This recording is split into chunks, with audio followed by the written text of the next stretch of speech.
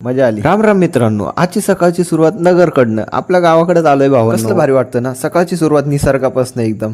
सकाळी उठल्यापासून बरं भावांनो ते राहू दे. आज आम्ही निघालो देवाच्या पाया पडायला. आपल्या गावाचा देव पाया पडायला जायलाच पाहिजे. चंद्रगिरी महाराजांच्या पाया पडायला गेलो आम्ही सगळे घरचे सगळे आम्ही. मंदिराचा आसपासचं परिसर खूप चांगलं होतं, एकदम शांत. देवासाठी नारळ फोडत होतो ते पण पावन निघालो. म्हटलं चांगलंच आहे आज. बरं मंदिराच्या आत या तुम्ही पण, पाया पडून घ्या तुम्ही सुद्धा. मंदिरातली शांतता खूपच भारी असते. आम्हाला आसरा देवीच्या पाया पडायला जायचं होतं म्हणून आम्ही नारळ घेतला. रस्त्यात येताना अहिल्यादेवी होळकर यांची मोठी प्रतिमा दिसली, भारी वाटलं. आसरा देवी पाया पडायला चाललो होतो तर मध्ये खूप मोठा खड्डा करून ठेवलेला होता, कोणतरी माती विकली होती. आज बाजूनी चाललो होतो आम्ही. देवीची प्रतिमा पण खूप कडेला येतं, मग पाया पडून घेतला आम्ही. वडिलांनी पण पाया पडला. आणि तो खड्डा किती मोठा आहे दाखवण्यासाठी मी व्हिडिओ काढत होतो. मामाचा मुलगा लगे उडी मारली खाली, म्हणे मी पण, मला पण घे व्हिडिओ. देवाच्या पाया पडून आम्ही सगळे निघालो होतो. मामाचा मुलगा, मामा, मम्मी, आजी सगळे आम्ही घरी जायला निघालो. मग दुपार झाल्यावरती मामाचा मुलगा म्हणे चल पतंग उडूया आपण दादा. मग म्हटलं चल जाऊन घेऊन येऊया पतंग.